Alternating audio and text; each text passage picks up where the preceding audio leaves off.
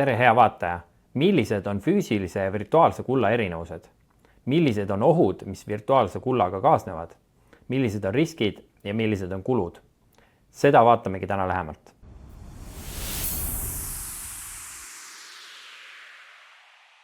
Selleks, et seda teemat nagu siis suuremas pildis selgitada, olen koostanud sellise asja nagu kulda investeerimise riskipüramiidi. Siin on näha siis 4 erinevat kulda investeerimise viisi või siis valdkonda, kuidas on võimalik kulda investeerida. Esimene variant on see, et kuld on siis sinu omanduses. Teine variant on see, et füüsiline kuld on sinu omanduses kuskil varahoidlas. Kolmas variant siis on kullabörsil kaubeldavad fondid, mis on siis ETF-id või ETC-d. Euroopas nimetatakse neid ETC-ks peamiselt. Ja 4. variant, mis on siis kõige riskantsem, on tuletisväärtpaberid, ehk siis futuurid, optsioonid ja CFD-d. Need on siis kõrge riskiga, üldiselt kaasneb sellega võimendus ja sisult on tegemist siis võlainstrumendiga. Ja üldiselt me saamegi siis püramiidi niimoodi vaadata, et riskid, mida rohkem sa püramiidis kõrgemale lähed, seda kõrgemad on riskid. Mida madalamal sa püramiidis oled, seda madalamad on riskid. Ja teisel pool on siis kulud. Mida kõrgemale püramiidis lähed, seda madalamad kulud on. Ja mida allpool sa siis püramiidis oled, seda kõrgemad on kulud.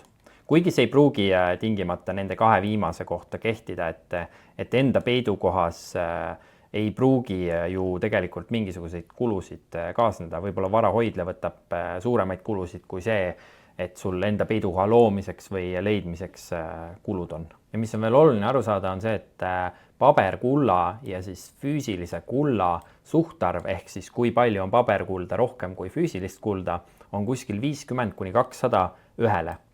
Täpset numbrit ei ole teada, selle tõttu, et siin püramiidi ülemises otsas selline läbipaistvus ja raporteerimine on küllaltki puudulik, et täpselt ei ole võimalik seda suhtarvu välja arvutada. Aga ütleme niimoodi, et paberkullaks võibki pidada seda püramiidi ülemist osa. Ja nüüd selle püramiidi puhul on hästi tähtis siis eristada allokeeritud kulda ja allokeerimatu kulda. Ma järgnevalt seletangi lahti selle, et mis see allokeeritud kuld on või mis see allokeerimatu kuld on. Aga püramiidis on siis niimoodi, et mida ülespoole minna, seda vähem on siis kuld allokeeritud. Ja võib öelda, et need 2 viimast siis püramiidi tasandit, need on mõlemad siis selgelt allokeeritud kuld. Ja see keskmine on nii-öelda siis pooleldi allokeeritud, võib öelda. Ja ma seletangi nüüd lahti, et mis asi see allokeeritud või allokeerimata kuld on. See allokeeritud ja allokeerimata kuld kõlab keeruliselt, aga tegelikult on väga lihtne.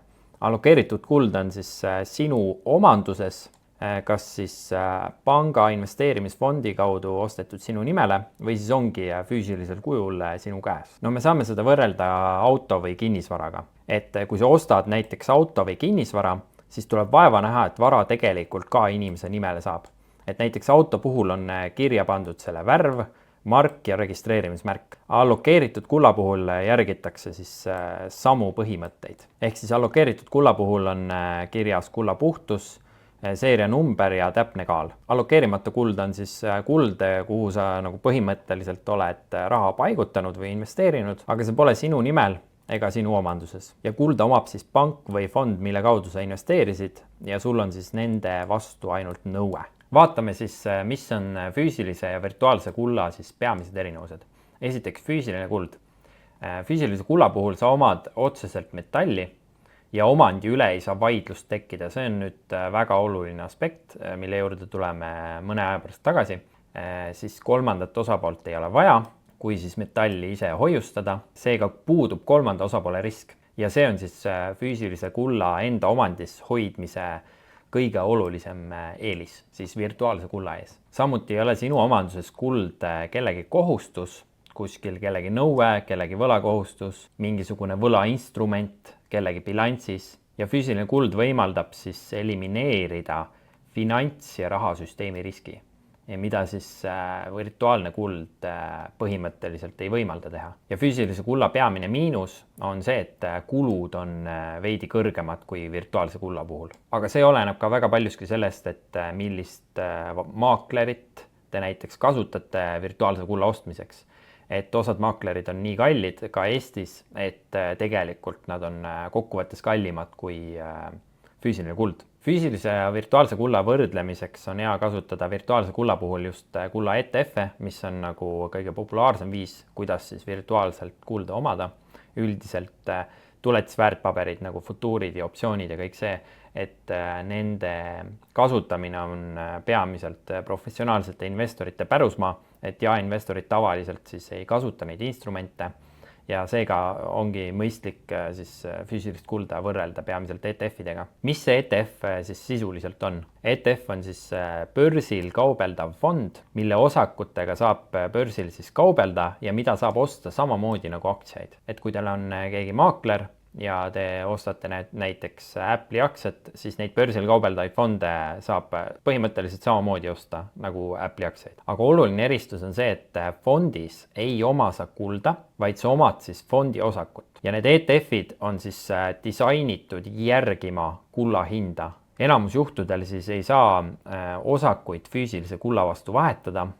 Võib-olla mõned fondid USA-s on, kus seda teha saab, aga üldiselt on nii, et sa pead olema siis suur investor ja investeerima miljonites dollarites selle jaoks, et sa saaksid siis fondiga sellise diili, et sealt nagu see füüsiline kuld kätte saada. Mis on ETF-ide pluss on see, et üldiselt on neil kulud madalamad. Ja nüüd jõuamegi siis selle teema juurde, et allokeeritud versus allokeerimata kuld. ETF-i puhul on oluline aru saada sellest, et fondi siis tagatiseks olev kuld on allokeeritud, aga fondi osaku omaniku jaoks mitte. Ja lisaks sellele võivad kulla ETF-id siis ajutiselt hoida ka allokeerimatu kulda, kuskil 5–10% sellest kullast, mis siis seda fondi tagab, umbes võib olla allokeerimata kuld, mis avab nagu teatud riskidele neid fonde. Ja ETF-ide puhul on väga oluline aru saada, et siis ETF-i investeerides kaasneb kolmanda osapoole risk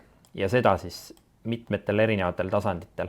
Üldiselt võib siis öelda, et ETF-i kuld on nii-öelda pooleldi allokeeritud, ehk siis ETF-i käes on siis ametlikult allokeeritud kuld, ehk siis ETF-i nagu omanduses on see kuld.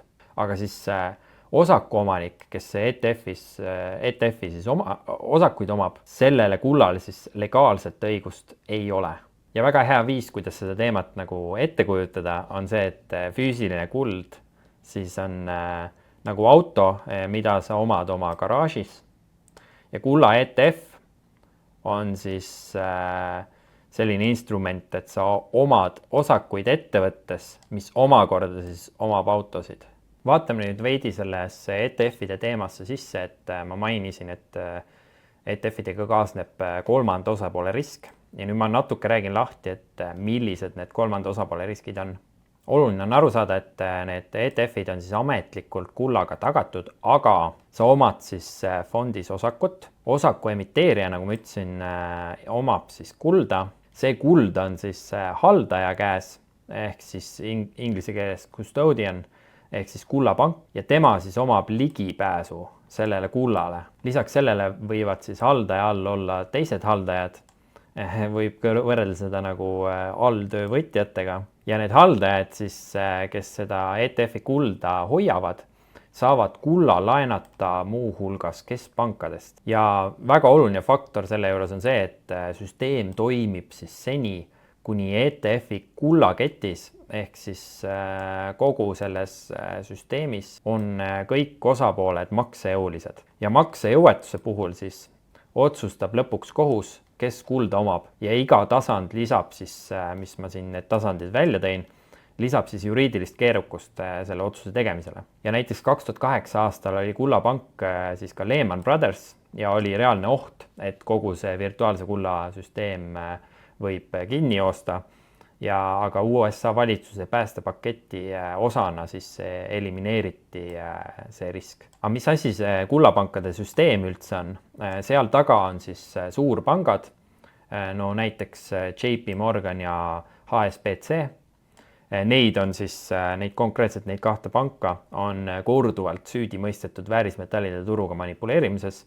Hiljuti, 5 aastat tagasi, 2020, sai siis JP Morgan väärismetallide turuga manipuleerimise eest $1 miljardit trahvi. Nad on Liborit manipuleerinud, mis on siis Ühendkuningriigi Euribor sisuliselt ja sellega kaasnevad siis eetilised probleemid, et kogu see kullapankade süsteem on väga läbipaistmatu ja Nick Parishchev, kes on siis kohe kullaettevõtte juht, on väga tabavalt öelnud, et kui ETF-i taga olev kullapank, kes siis seda kulda hoiab, maksejõuetuks muutub, saavad rikkaks juristid, kes hakkavad vaidlema selle üle, kellele reaalne kuld kuulub. Ja minu küsimus inimestele, kes virtuaalset kulda ostavad, et kas keegi usub, et sellise stsenaariumi puhul keegi teile Eestisse teie ETF-i tagatiseks oleva kulla kohale toob või et teil on mingisugune õigus sellele kullale üldse.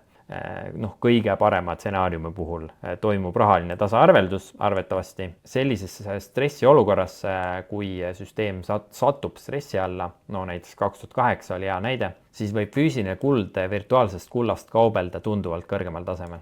Seda me nägime ka 2020 aasta koroonakriisi ajal, kus kullaturud muutusid sisuliselt lokaalseks, kuna tarneahelad ei toiminud, erinevates maailma osades oli kulla hind erinev sisuliselt. Ja füüsiline kauples siis virtuaalsest kullast tunduvalt kõrgemal tasemel. Kuidas siis omakorda see kullapankade süsteem toimib? Sisuliselt on tegemist siis osalise reservmääraga kullapangandusega.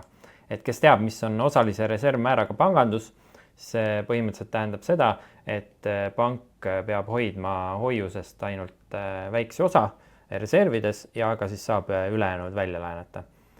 Kullapanganduse puhul on täpselt samamoodi, et kui pank saab allokeeritud kulda mingisuguse koguse, siis selle allokeeritud kulla alusel ta saab luua siis paberkulla lepinguid päris suures mahus. See sisuliselt võimaldabki olukorda, kus paberkulla kauplemismahud on siis füüsilise omast circa 50–200 korda suuremad. Ja üldiselt siis Londoni kullaturul tehakse umbes 95% tehingutest allokeerimata kullaga. Ja see tekitab siis sellise väga huvitava juriidilise rägastiku, kus siis samadele kullakangidele on mitu erinevat nõuet. Ja nagu me panganduse puhul teame, et kui kõik korraga lähevad panka raha välja võtma, siis pangal ei ole piisavalt raha ja pank muutub siis maksejõuetuks, ei suuda enam kohustusi täita.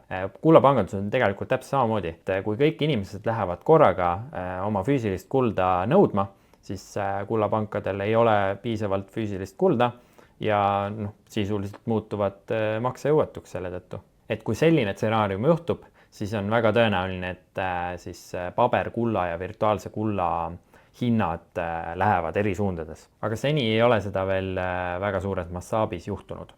Et inimesed, kes usuvad, et seda ei juhtu, siis võib ka omada allokeerimata kulda. Kullapanganduse mehaanika kohta on väga huvitava sellise infograafiku teinud siis Bullion Star, et sa paned oma kulla siis panka, saad mingisuguse sertifikaadi vastu, allokeerimata kulla saad vastu ja see pank saab siis selle kulla kellegi teise kontole allokeerida.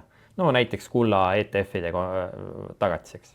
Et kullapank siis laenab välja, müüb või allokeerib oma kulla deposiidid siis teistele osalistele ja ainult siis osa kullast hoitakse reservis ja sellepärast nimetatakse seda samamoodi, et osalise reservmääraga kullapangandus. Ja siis tekib samasugune mehhanism nagu panganduses, et kõigepealt pannakse kuld deposiidina panka, väike osa kullast hoitakse reservidena, ülejäänud kuld siis laenatakse välja näiteks järgmisele kullapangale, jällegi väike osa pannakse reservidesse, ülejäänud laenatakse välja ja niimoodi tekib siis neid paberkulla lepinguid juurde ja selle tõttu ongi neid paberkulla lepinguid niivõrd palju rohkem kui füüsilist kulda ennast. Ja siis see läbipaistvus kullapankade puhul on küllaltki kesine. Näiteks ei raporteeri nad seda, et kui suurt osa kullast, mida nad siis välja laenavad, on omakorda laenatud keskpankadest, keegi ei tea seda informatsiooni. Lisaks sellele ei tooda välja seda suhtarvu, et kui palju on allokeerimata kulda ja palju on allokeeritud kulda. Seda saab nagu mingite näitajate põhjal hinnanguliselt tuletada ainult. Tuleme siis tagasi selle kulda investeerimise riskipüramiidi juurde. Ma loodan, et nüüd saate natukene paremini sellest aru ja sisuliselt, kui teil on küsimus, et kas investeerida kulla ETF-i või füüsilisse kulda, siis jah, kulla ETF-i puhul on palju mugavam seda teha, sa saad seda maakleri juures teha, sa ei pea kuskil kulda peitma ja kulud on üldiselt veidi madalamad, kuigi see sõltub ka väga suuresti sellest, et millist maaklerit te kasutate. Et kulude võrdlust ma ei hakka siin videos tegema, aga kes selle teema vastu huvi tunneb, siis Davidi lehel ma tegin sellise hinnavõrdluse, et millised on kulud ja teenustasud nii virtuaalse kui ka füüsilise kulla puhul. Ja siin on nagu tabelitena siis välja toodud, et vastavalt investeeringu ajahorisondile, maaklerile, teenustasudele, et kõik on nagu välja arvutatud. Või otsustate päriselt siis kulda omada, võtate sellega palju madalamad riskid, ehk siis kaotate kolmanda osapoole riski sisuliselt ära ja maksate veidi preemiat selle eest. Et no mina isiklikult ei ole kulla ETF-e kunagi ostnud. Ma olen umbes 10 aastat kulda investeerimisega või väärismetallidesse investeerimisega tegelenud ja ma ei ole kunagi kulla ETF-e ostnud. Ja väga oluline on märkida, et investeerimisnõu ma ei jaga. Ma lihtsalt räägin informatiivselt, et millised need kulud, riskid ja kõik on seoses füüsilise ja virtuaalse kullaga. Ja kokkuvõtvalt siis saabki öelda, et füüsiline kuld kaitseb sind finantssüsteemi riski eest. ETF teeb sind finantssüsteemi riskile avatuks. Mõlemad avavad kulla hinnale siis positsiooni, aga üks siis finantssüsteemi riski eest ei kaitse, teine kaitseb. Ühel on kolmanda osapoole risk, teisel ei ole. Tavapärases turuolukorras siis ETF-id töötavad, aga stressiolukorras ei pruugi. Et ETF-id on turul olnud tegelikult ainult 20 aastat, esimesed seal ETF-id tulid seal vist 2003-2004 ja tegelikult selliseid tõsisemaid kriise, mida ajaloos ikka ette tuleb, need ETF-id nagu ei ole veel läbinud.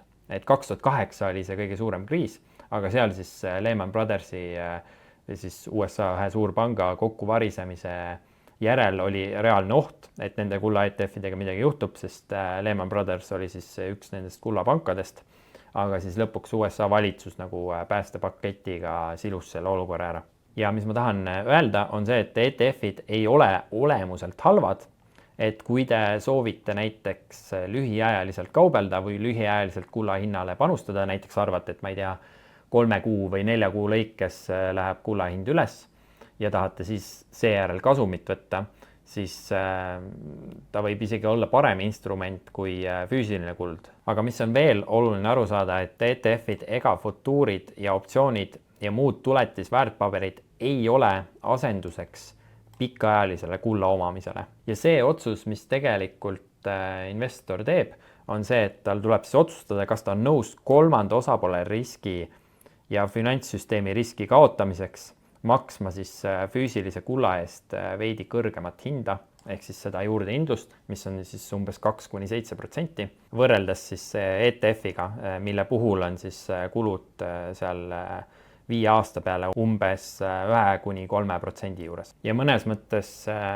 kulda investeerimise üks peamisi mõtteid ju ongi see, et sa elimineerid ära selle süsteemse riski, mis fiat-valuutade ja selliste pabervaluutadega kaasnevad. Paberkuld seda riski ei võimalda elimineerida. Aitäh kõigile seda videot vaatamast ja näeme juba järgmises videos.